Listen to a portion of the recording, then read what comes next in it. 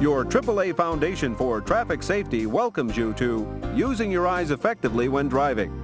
We're going to explore the fascinating world of visual perception, and we'll answer questions like, what's the difference between the two types of information our eyes provide us with? Where on the driving scene should a driver concentrate most of his or her attention? And what's the effect of alcohol on a driver's visual perception? The answers to these questions and more in Using Your Eyes Effectively When Driving.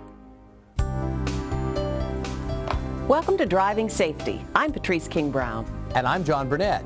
You know, the skill of safe driving is mostly in your mind. How well you think about what's going on around you. To think clearly and react quickly, you need information. And most of that information comes to you through your eyes. It's called visual perception, and it means your ability to notice many things at once. To get the right information to the brain, a driver's eyes have to move constantly, picking out the appropriate parts of the driving scene at the right time. Let's see how you can make sure you're using your eyes right when you drive. First, let's take a look at how a driver's eyes work. What's the difference between the two types of vision our eyes provide? Our central vision is concentrated in a spot that covers about 3 degrees of our visual field, and peripheral vision, or side vision, covers the rest. Now, as you can see here, the 3 degrees of central vision is a very small area in the middle of your total field of vision. But central vision allows us to make some very important driving judgments, like estimating distance and reading details in the traffic scene.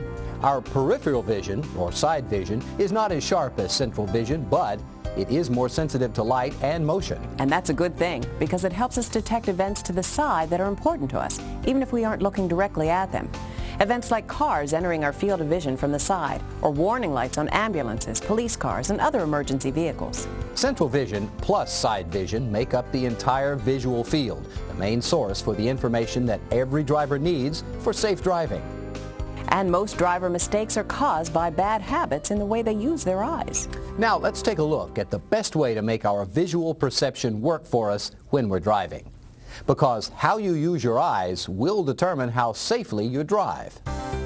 Where in the driving scene should a driver concentrate the most attention?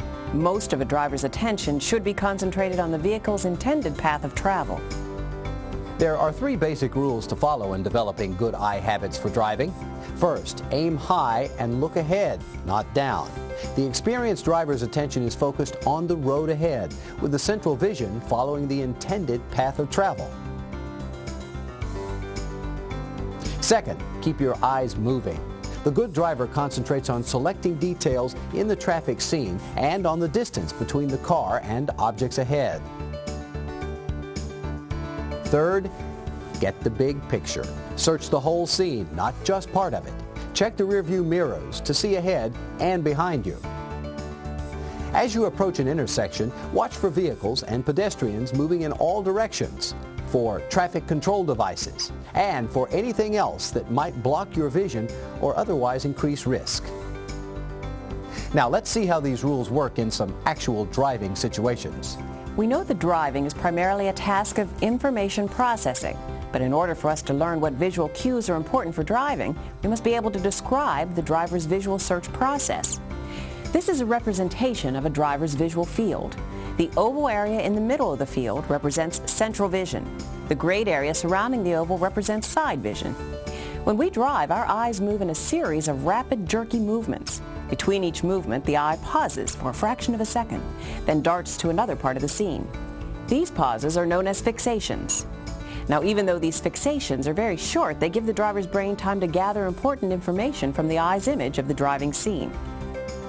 Let's watch how the eyes of 2 experienced drivers cover the driving scene as they confront 2 potentially hazardous driving situations, negotiating a curve and merging onto a freeway. The same 3 rules that apply to training your vision apply here. First, aim high and look ahead, not down. The eyes of an experienced driver tend to drive ahead, typically sweeping into the curve several seconds before her car reaches it. 2, keep your eyes moving. She uses the lane lines close to her car to maintain proper lateral position. And 3, get the big picture. Her eyes select important clues as to how to maneuver the car, the curvature of the road, the condition of the berm, and the speed and direction of other traffic. Merging is another potentially difficult maneuver. Let's watch this experienced driver's eye habits as he negotiates a merge. A good driver starts sampling the conditions in the stream of traffic 10 seconds before reaching the merge point. In a merge situation, experienced drivers maintain lane position by glancing momentarily to the right side of the road. They always maintain an awareness of other traffic patterns developing around them. Train your eyes to follow the 3 rules. Aim high and look ahead, not down. Keep your eyes moving and get the big picture. Keep these rules in mind whenever you drive, and your eye habits will improve. Let's look now at how some experienced drivers have trained their eyes to develop special skills that help them in driving. With experience, some driving tasks don't require every eye fixation to be directed only toward traffic and the path of the car. In this situation, for example, a driver is concerned with avoiding a pedestrian, but is still able to maintain control of the vehicle with only very brief glances at the intended path of travel. This driver has developed the ability to use side vision to judge distance. Another driver was told to fixate on the car on the right while maintaining proper distance behind the car directly ahead. Her central vision remains on the car to her right, but she is still able to follow the car in front without looking directly at it. Let's look at 2 examples in which drivers are functioning at less than top efficiency. This driver is tired. Notice how his central vision tends to fixate lower and to the right, often dipping all the way down to the road surface. This driver, on the other hand, is mildly under the influence of alcohol. His example allows us to answer our 4th question. What is the effect of alcohol on visual perception? Even though he isn't legally drunk, after only a few drinks, the effects of alcohol on his eye habits are readily noticeable. His concentration is failing. His eyes are staring straight ahead, his central vision stuck squarely on the surface of the road. He notices nothing to either side, a very dangerous situation, both for himself and every other driver on the road. Let's turn now to how new drivers can train themselves to have good eye habits and effectively search the driving scene for important information that will allow them to drive more safely. Inexperienced drivers have different visual search patterns than those of experienced drivers. Typically, student drivers go through a 3-stage development process as they become more proficient. In the first stage, beginning drivers exhibit an active search pattern, but many of their fixations fall on unimportant areas of the driving scene. In the second stage, new drivers show an in-out pattern, sharing their fixations for near lane position with glances ahead. In the third stage, we find the normal pattern of experienced drivers, who fixate far ahead while using their side vision for information about their lateral position. To train yourself to use your eyes properly while driving, you must follow our 3 rules. First, aim high and look ahead. Give yourself a visual lead time of at least 20 to 30 seconds. That's about 2 city blocks at 30 miles per hour, 4 at 55. Second, keep your eyes moving.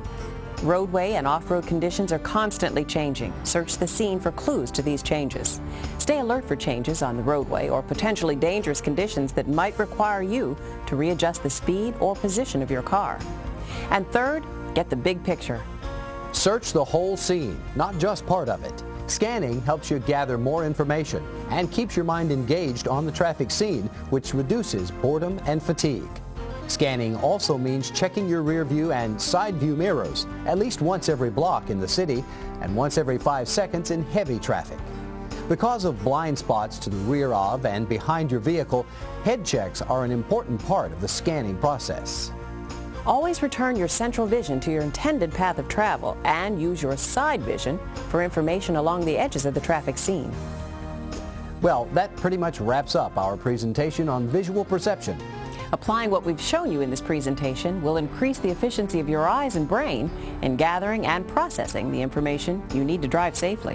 Remember, your safety and the safety of everybody on the road with you depends on all of us improving our skills at seeing and anticipating driving hazards. Thanks for joining us, everybody.